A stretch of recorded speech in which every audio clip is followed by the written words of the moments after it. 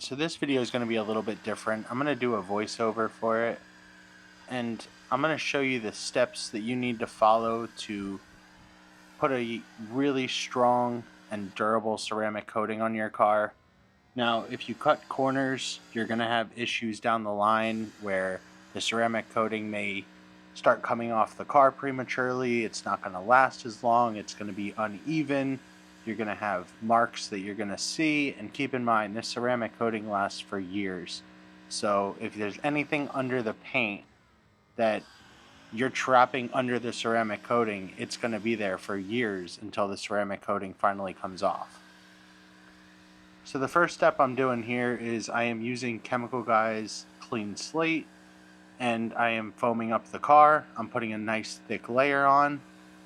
You want to make sure that you get the entire car. Clean Slate is going to remove any wax, sealants, anything that's been on the car, and it's going to take it off so that way you're left with bare paint. Now this car came straight from the Tesla dealership 20 minutes before this video. It was at the dealership, has no coatings on it, has nothing on it, and came right to my house. So I was kind of lucky in that the paint is still relatively clean, and there wasn't a ton of prep for removal of any of the old coatings. Now that I have the car all foamed up, you'll see I'm going in for a touched wash. Now, as opposed to using a wash mitt, I am using a microfiber towel. I find that the microfiber towel is a little easier to use, and I think it works a little better when I'm trying to remove kind of contaminants and if there is anything on the car. I just feel that the microfiber grabs it a little better. I don't have to use the 2-bucket wash method. That way I can just flip to a new side of the towel, as you'll see, and it just makes it a little bit easier to do the entire car in one go as opposed to keep going and cleaning your wash mitt.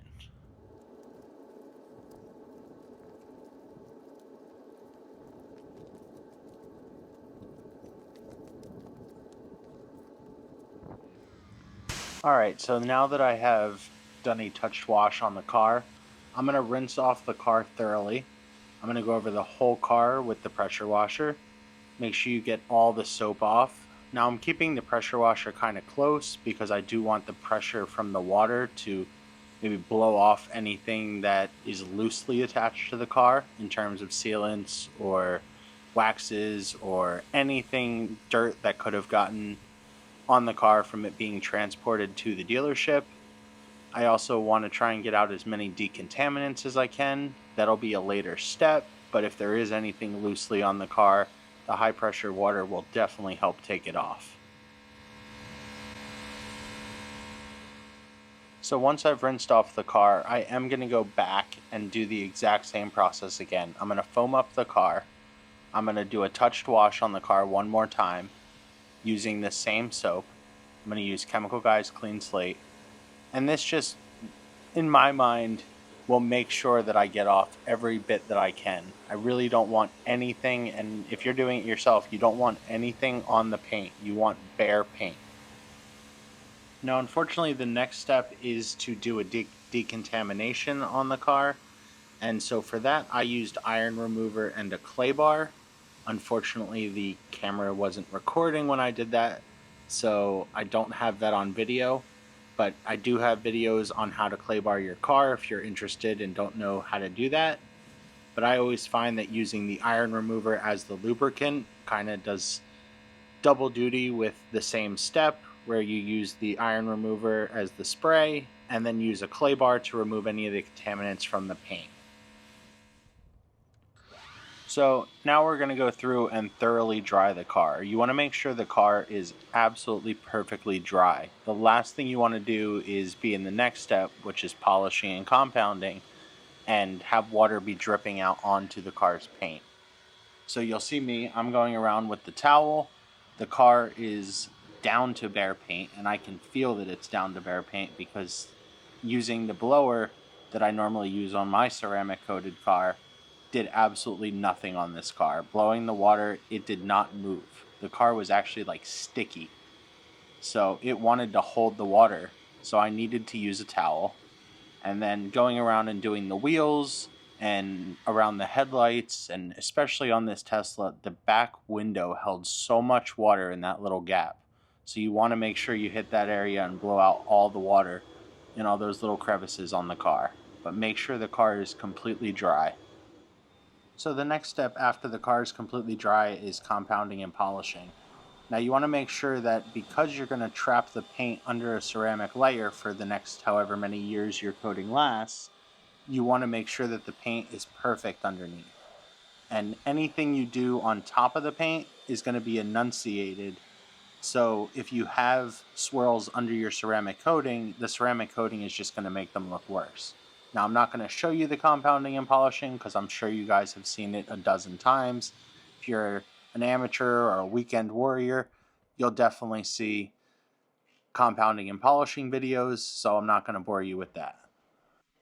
So after the car's been compound and polished, you'll see it comes out really nice. Paint looks absolutely gorgeous. The next step is to go over it with some sort of alcohol-based prep spray. So in this case, I don't normally buy the same brand because I find it a little expensive, but in this case, I'm using the Gtechniq ceramic coating, the Crystal Serum Light, so I bought their prep spray. And I figured if I'm buying one, I might as well just buy them together. So I'm going to go over the whole car with this prep spray.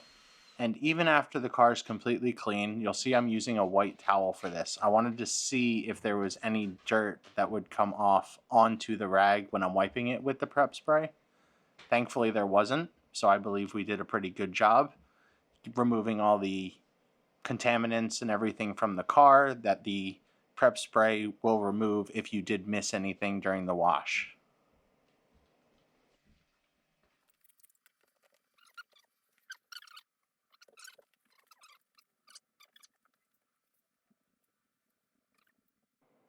So now we're going and applying the actual ceramic coating, and this is kind of the last step. So I use Gtechniq Crystal Serum Light, as I said before, and this stuff was absolutely a dream to work with. Now you'll see me checking to see when it's going to flash, and I'm so used to like Geon's coating where as soon as you put it on, it's flashed and you can wipe it off. This product did take a little longer. Now you only use one coat of this product. Using two coats won't help you because this product doesn't actually stick to itself. So you just want one nice thick coat, and that is all you need on this car. You'll see that I'm applying to a pretty big area just because it takes so long to flash, and even when it does flash, it's not sticky. It's not hard to remove. See, you'll see going over with the towel, it looks smooth. So you just want to use the towel to remove the excess product. You don't want to push too hard. You just want to make sure that you're smoothing out the ceramic coating as well as removing all the excess. Now earlier that day I did use Geon's Mohs ceramic coating, and then on this car I used the Gtechniq Crystal Serum Light. So I can't give a kind of review of how both of them are going to hold up. I know that I have Geon on my Civic Type R, and it's been holding up perfect for the last 6 months. I will tell you that Gtechniq was way easier to apply than the Geon coating. The Geon coating kind of got a little sticky really quickly, so when they say remove immediately, you really do need to remove immediately. With this product, you could let it flash and make sure it was flashed and go to remove it, and it was still absolutely perfect. So let me know what you guys think of this video. Let me know what coatings you guys are using or thinking about using. Trust me, I did a ton of research before I picked a coating for my Type R.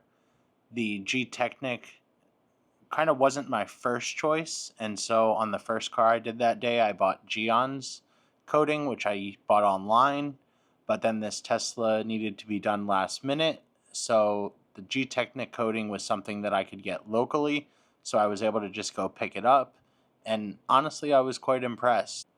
This Gtechniq coating went on so easy. It was so easy to remove. It only needs one coat. Now, I can't speak for the longevity of how long it's going to last as opposed to a coating where you do multiple coats, but it was absolutely a dream to apply. So if you're looking for a coating, I really like what Geon has done, but Gtechniq has made it so easy to apply the ceramic coating that if you're intimidated by it at all, this may be a good coating to start with.